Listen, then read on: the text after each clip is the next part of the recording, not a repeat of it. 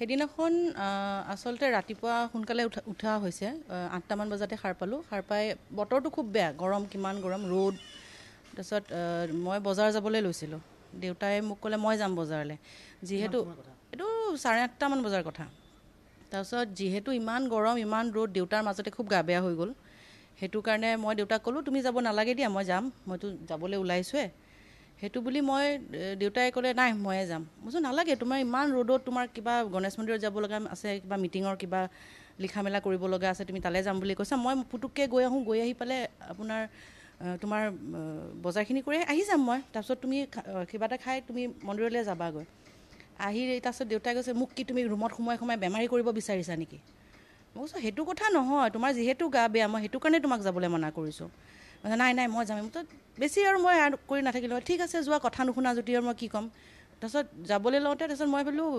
মন চন বেয়া কৰিব নেকি এটা কাম কৰিবা দেউতা ব্ৰেকফাষ্টো নবনাওঁ গৈ আছা যিহেতু কিবা এটা লৈ আহিবা একেলগে খাম দেউতাও তাৰপিছতে গ'ল আহিলে বজাৰ পাতি কৰি আহিলে কিবা এটা লৈও আহিলে তাৰপিছতে দেউতাই কৈছে মই নাখাওঁ মই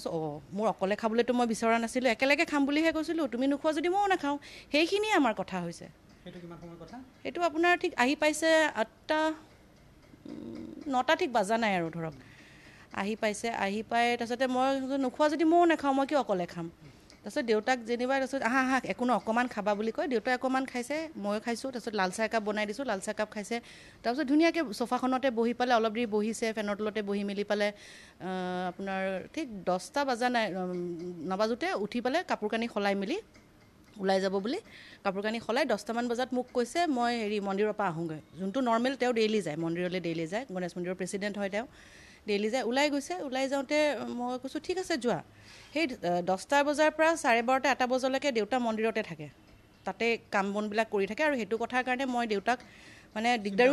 মোৰ কথা নাথাকে মই ফোন নকৰোঁৱে যেতিয়া দেখিছোঁ যে মই ফোন কৰোঁ 12:30 এটা বজাত মই ভিতৰত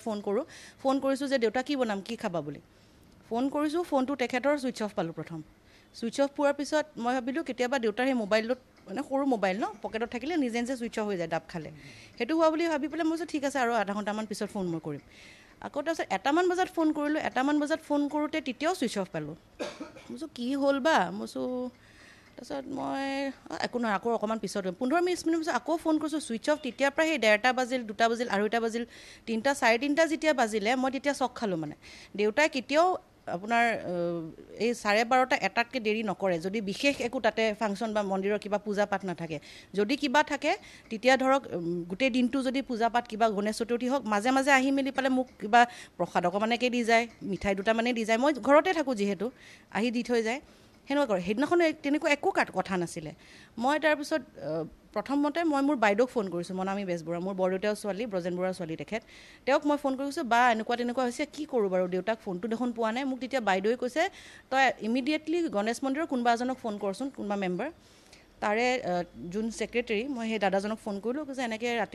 দেউতাক লগ পাইছিলা নেকি মন্দিৰত কৈছে মই ৰাতিপুৱা 10টামান বজাত গৈছিলোঁ কিন্তু 10:15 মানলৈকে আছিলোঁ ৰমেনদাক নাই দেখা তাৰ পিছত আহিছে যদি মই নাজানো মই কৈছোঁ অঁ ঠিক আছে হ'ব দিয়া এনেকৈ বুলি কৈ ফোনটো থৈ মই লগালগ তেতিয়ালৈকে 3:30মান বাজি গৈছে আৰু লগালগ মই গণেশ মন্দিৰ গ'লোঁ গণেশ মন্দিৰত গৈ পেলাই দেখিছোঁ তাতে এজনো মানুহ নাই তলা মৰা তাৰ পৰা ঠিক ওলাই আহি পালে আপোনাৰ ভাস্কৰ নাট্য মন্দিৰটো আছে যে তাৰে সন্মুখত আইডিয়েল ফাৰ্মাচীখন আছে তাতে দেউতা কেতিয়াবা আড্ডা মাৰে বা বহে কথা পাতে তাৰ লগতে এখন ৰেষ্টুৰেণ্ট আছে ৰূপজ্যোতিদাৰ তাতেও বহে মই দিনত নাযায় বাৰু তথাপিও মই চাই আহিছোঁ কিজানি তাতে আছে তাতেও নাই তাৰ পৰা অকণমান আগুৱাই গ'লে চিধা গ'লে জোৰপুখুৰী পাৰটো তাতে দেউতাহঁতৰ যোনটো নিউ আৰ্ট প্লেয়াৰ্ছ বুলি যোনটো ক্লাব আছে তাতে পুৰণা ঘৰটো আছে তাতে বহিছে নেকি বুলি গ'লোঁ চালোঁ তাতেও নাই আকৌ বাইদেউক ফোন কৰিছোঁ যে কি হৈছে ফোনাফোনি চলি আছে আমাৰ তেতিয়ালৈকে 4টামান বাজি গৈছে উভতি আহি মই গোটেই উজান বজাৰখন চলাত কৰিছোঁ তাতে আছে নেকি আকৌ বজাৰ গৈছে নেকি তাৰপিছত যেতিয়া নাই তেতিয়া লাহে লাহে দেউতাহঁতৰ যোনটো ক্লাব নিউ আৰ্ট প্লেয়াৰ্ছ বুলি তাৰে মেম্বাৰখিনিক জনোৱা হ'ল তাৰপিছত আৰু এজন দাদা আছে ৰণীদা বুলি তেওঁক মই ফোন কৰোঁ তেওঁ গম পালে ইন দি মিন টাইম তেওঁ মোক কৈছে কি হ'ল মই এনেকুৱা কৈছে মোক কৈছে তই লগালগ পুলিচ ৰিপৰ্ট এটা দে মিচিং ৰিপৰ্ট এটা দে তাৰপিছত মই এতিয়া মানে কেনেকৈ যাম কি লিখিম ক'ত যাম তাৰপিছত লগালগ আকৌ মই বাক ফোন কৰিছোঁ যে বা তুমি যেনে তেনে যেনেকৈ আছা য'ত আছা গুচি আহা মিচিং ৰিপৰ্ট এটা দিব লাগে মই অকলে কৰিব পৰা নাই মোৰ সেইখিনি সাহস হোৱা নাই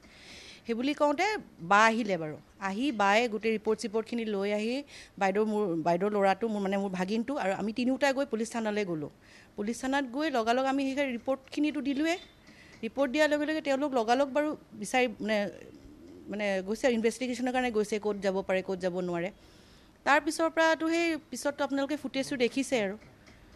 এইটো কিহৰ কাৰণে কৰিছে, কাৰোবাক হয়তো কিবা বিচাৰিছে, কিবা লাগে চাগে, এইটো মই নাজানো। কিন্তু মোৰ এইখিনি কথাত একো ক'বলগীয়া নাই। কেনেকুৱা হ'ব পাৰে বাপেক জীয়েকৰ? মই দেউতাৰ লগতে থাকোঁ, 24 ঘণ্টা মই দেউতাকে লগ পাই থাকোঁ। এতিয়া মানুহে কি হিচাপত কি ভাবিছে মই নাজানো। মই আছোঁ মোৰ দেউতাৰ লগত, সেইটো মই জানো। বাপেক জীয়েকৰ মাজত কেতিয়াবা তৰ্ক বিতৰ্ক হয়, যেতিয়া সেইদিনাখন যোনটো হৈছে যে তুমি ৰাতিপুৱা ওলাই যাব নালাগে, বাছ সেইখিনিয়ে কথা। সেইখিনিয়ে মানুহে বাহিৰৰ পৰা কি শুনি কি কথা উলিয়াইছে কি কৈছে মই ক'বলৈ নাই, আৰু মোৰ দৰকাৰো পৰা নাই নহয়, গম পাইছেনে? এতিয়া মেইন কথাটো কি আপোনালোকে কওকচোন। মোৰ দেউতা ঘূৰি অহাটো মেইন হয়, মই সেইটোৱে বিচাৰিছোঁ। মোৰ তাতকৈ বেছি ক'বলগীয়া একো নাই।